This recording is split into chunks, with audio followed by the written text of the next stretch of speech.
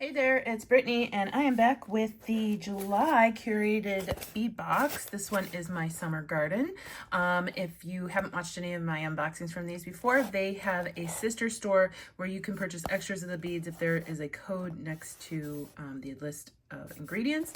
And this box also includes a finding starter kit with crimp beads, stuff like that. So we'll get started. This definitely looks hot for summer. If you're interested in subscribing to Curated Bead Box, use coupon code TURQST35 at curatedbeadbox.com. That's an affiliate coupon code, and it helps my channel. So this one, ooh, we got a cute little orange organza bag. Everything comes in some tissue paper. All right, so we have 10 millimeter orange matte glass beads, 6-inch string. Love those. It's like a sea glass almost. 10 millimeter yellow swirl marble style glass beads, 6-inch string, yellow and gray. That was the color combo when I bought my first house in 2011. That's when I painted everything, yellow and gray.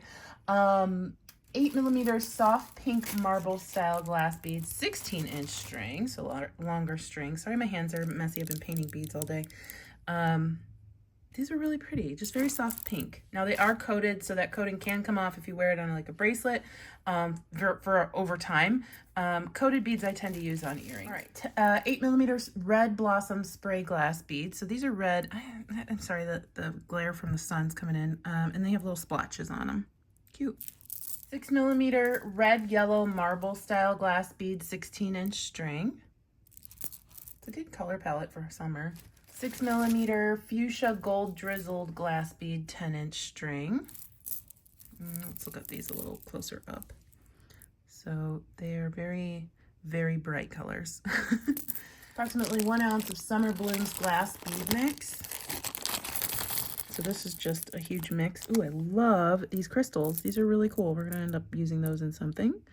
Some crackle glass, some coated, some bronzy looking beads, some pearls. Cute little mix. But I really love these glass orange drops. I don't know how we're gonna use them, but we're gonna use them doing something. 6 millimeter strawberry glass beads. These are approximately 1 ounce again. And they're kind of irregular. I love them. I love them. These and these orange little drops are probably my favorite things. I want to do like a wobbly necklace or something with them. Those are so cool. I want more. 1 ounce 8 by 4 millimeter yellow transparent peanut glass beads. These are really cool too. The only thing I would love is if the hole went top to bottom instead of right to left, like short ways instead of long ways, but they're still such a cool shape, and they would be really cool fringe on a pendant. And then 8 by 4 millimeter yellow peanut glass beads. So the other ones are transparent, these are just yellow. I do really love this shape. It's pretty cool. These are very, very right up my alley. So these 3 beads are my favorite in this box so far. We have 12 millimeter rust or fuchsia gemstone gold links, 4 links. So these are just little gemstone beads that are on head pins or eye pins with some spacers. And then we had that organza gift bag. And then we have I dropped something, I don't know what it was. 22 by 18 millimeter butterfly ladybug rhinestone gold link. So you get 2 of these little charms. These are cute. Oh, those are cute. Look at that. Super duper detailed, adorable. Maybe we'll make some earrings or something. And then the kit this month, the findings kit, is gold. All right, so I'm gonna take a look.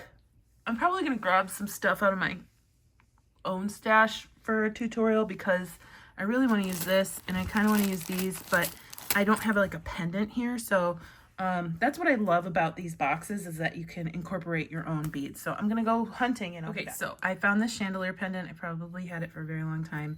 I think we're gonna use these softer orange because this red really wasn't jiving well with the turquoise that I picked, because of course I did. That's just like howlite or something. And then I'm thinking I'm gonna use these guys and possibly some of these little yellow ones. So I think I'm gonna assemble the pendant first, and then we'll just do some basic stringing with the rest. But I am gonna cut this apart All right, so I'm just gonna cut all 4 of these apart.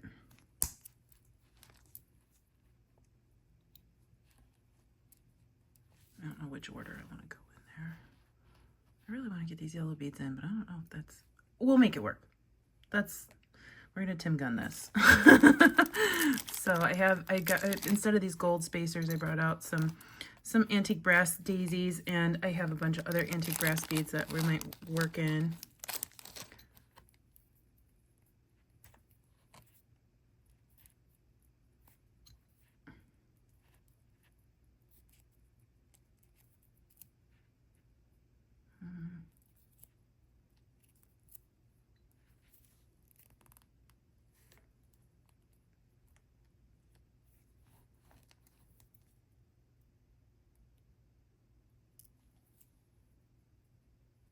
So I'm just going to do a wire wrapped loop here.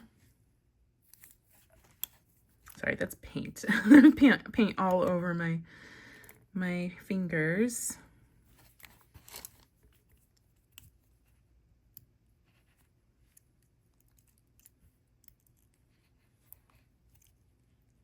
I don't know if I'm going to have enough to wrap here.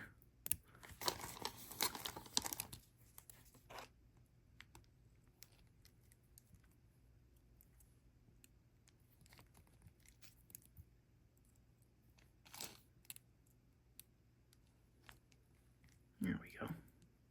Good enough. And then we'll just trim off that excess there. Okay, so we've got a little drop with our yellow and our carnelian or whatever that was.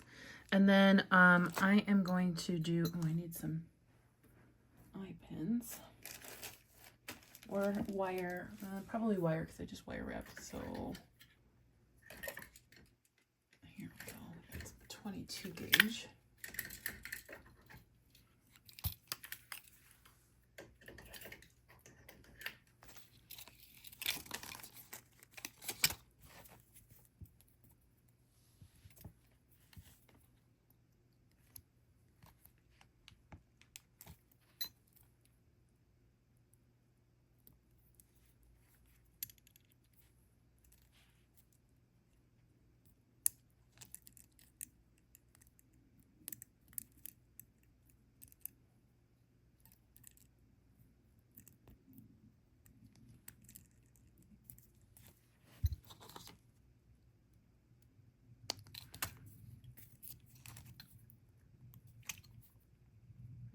I'm not sure about the, oh yeah, those look cute. Yeah, that looks nice. And we'll hang that from the middle. I don't think I'm going to do this, but I just want to check. Nope.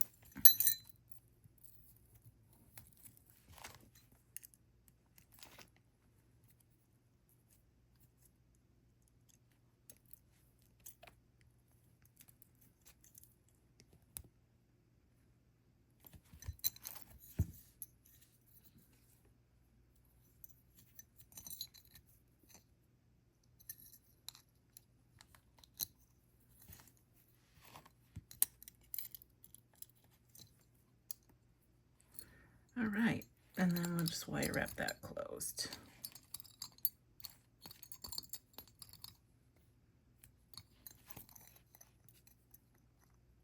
It's a cute little dangle. I love the movement, very boho-y, antique-y looking. And then I am gonna do something similar for the sides, but obviously I only have this one. I'm gonna use maybe somewhere else or in a different project.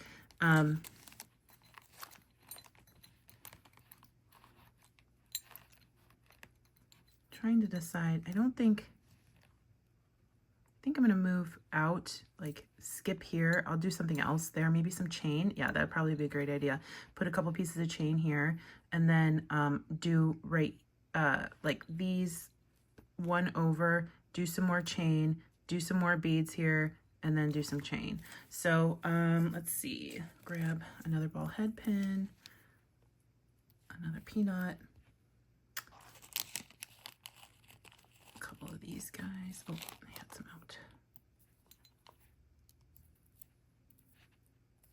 And then this is working in that lighter orange that's going to be up in the upper part of the necklace down here. So it's not just like red and then orange and then there's no correlation. Obviously, I don't have any, I mean, I do have carnelian laying around, but I think this will be the only really dark one down there. And it works because it works off of these.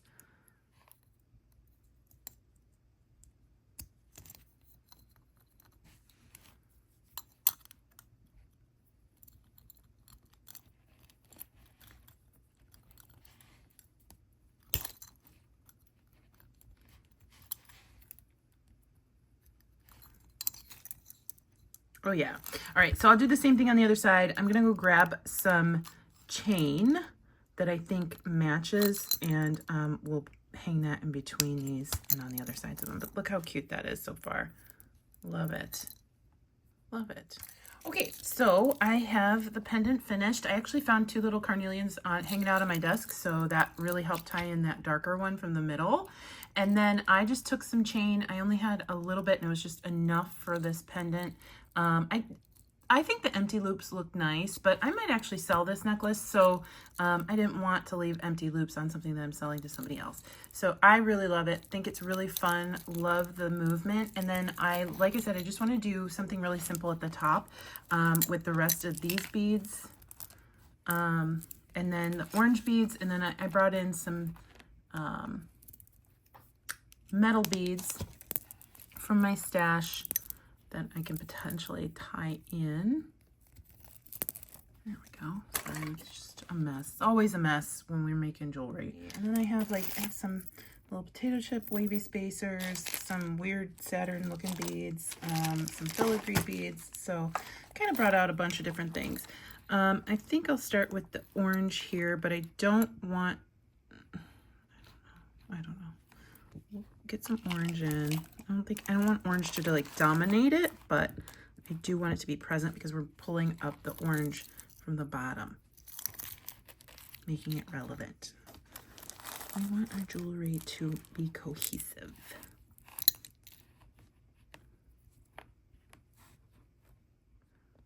That's nice.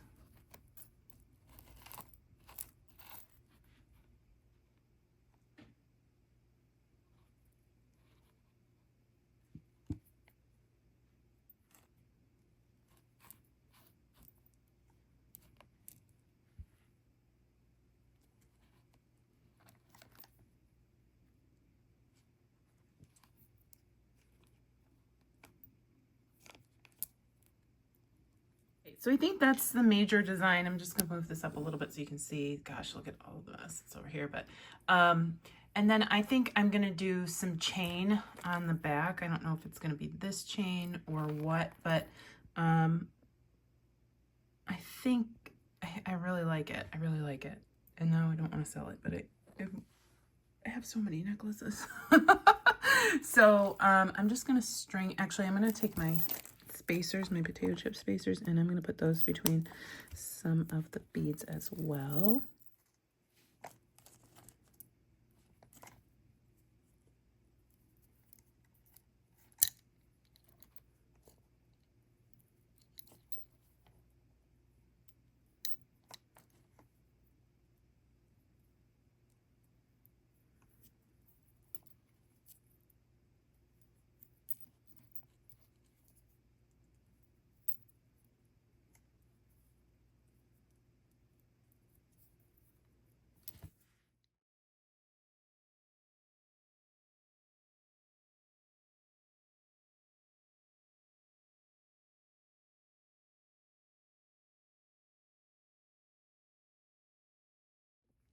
Okay, so I got out some chain, and then I actually got out some wire guards. That's novel for me because I typically don't use them, and some crimp tubes. Actually, you know what? I'm gonna use a beadle-on. Bear with me. I'm gonna use a beadle-on crimp tube or bead, whichever one I can find. But I have crimp covers. I know I'm gonna sell this, so I want to make sure that they're higher quality crimp tubes than the ones that I got from Amazon. If the necklace was for me, I wouldn't care. But I'm gonna go ahead and put a crimp tube on this, we won't see that in a minute. And then I'm gonna find my chain. I haven't decided how long this necklace is gonna be yet, but I'm gonna put the wire guard through the chain, come back up and through my wire guard here. You can tell how much I actually use these because it's like a little awkward how slowly I'm doing this, but then we'll come back down through the crimp.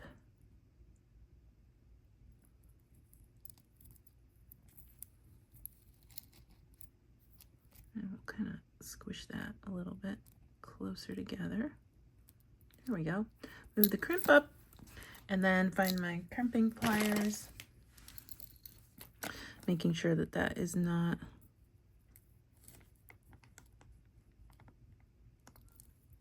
those wires aren't crossed. Now you do not need a wire guard for if you're selling a necklace. I'm doing this because this is very rough chain and I don't want any issues. And then I'm just gonna go ahead and squish, turn 90 degrees, squish again, and squish one more time. And then I will put the wire through several beads.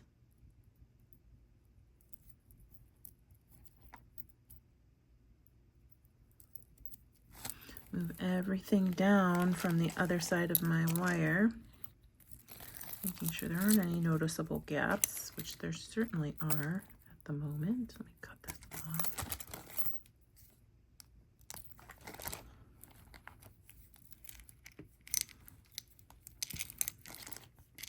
Cut it off my spool.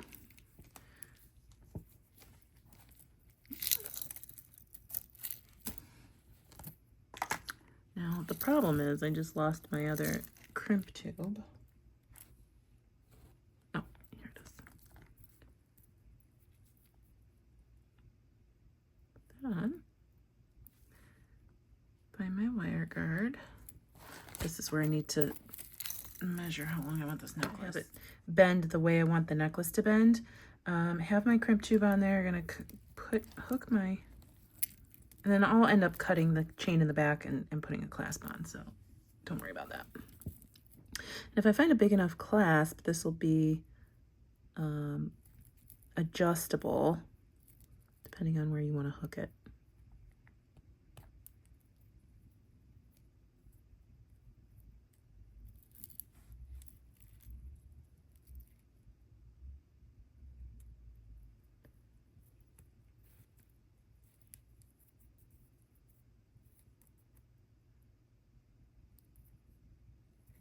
All right, come back down through the wire guard, come back down through my crimp.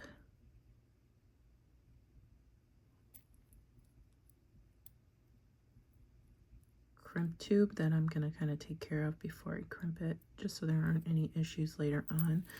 Pull, and I want this to close a little bit more.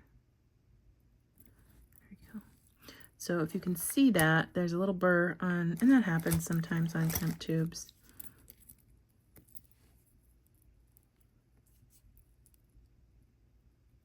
Probably wouldn't impact anything, but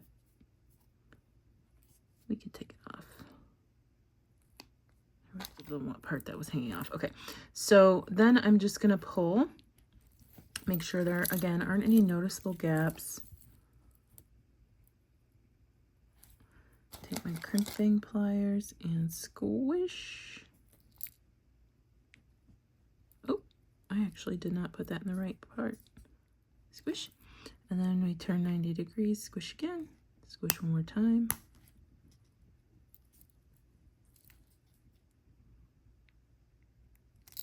And snip this wire, and then I'm gonna use a crimp cover, and that'll end up taking out a lot of that slack that happened from crimping.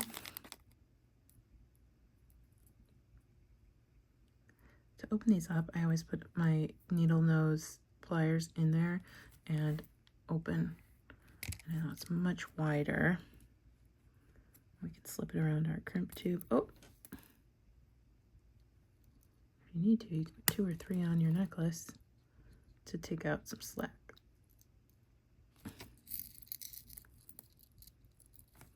Which I might do. We'll just see how it kind of turns out. And sometimes they don't want to obey you. You don't really want to close them all at once anyway, so just keep adjusting until it looks the way you want it.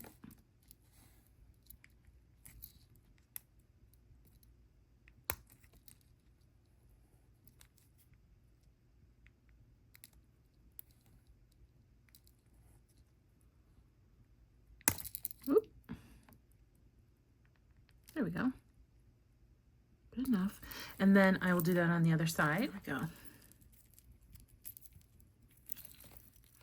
Okay, so I ended up putting 2 crimp tubes on each, or crimp covers on each side because there was a little bit of slack.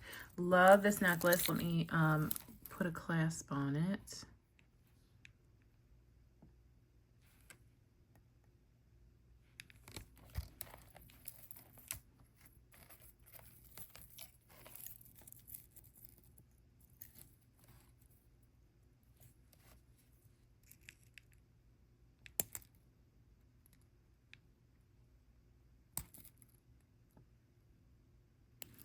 And then I actually just remembered that I have this off to the side, which is like a little extender. So actually I'm going to put that on so it's adjustable.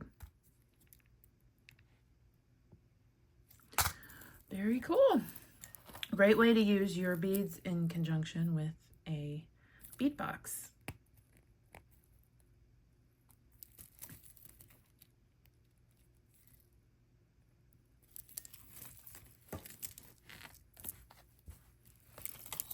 Here we go. I love her. She's beautiful. She can't stay with me because I have too many, but it's gorgeous and I can't wait till she finds a new home. Let me know what you think. If you're interested in subscribing to Curated Bead Box, use coupon code TURQST35 at curatedbeadbox.com for 35% off of your first box. Stay tuned for Goldie. She's super cute. Please like, subscribe, and share, and I'll see you in the next video. Bye-bye.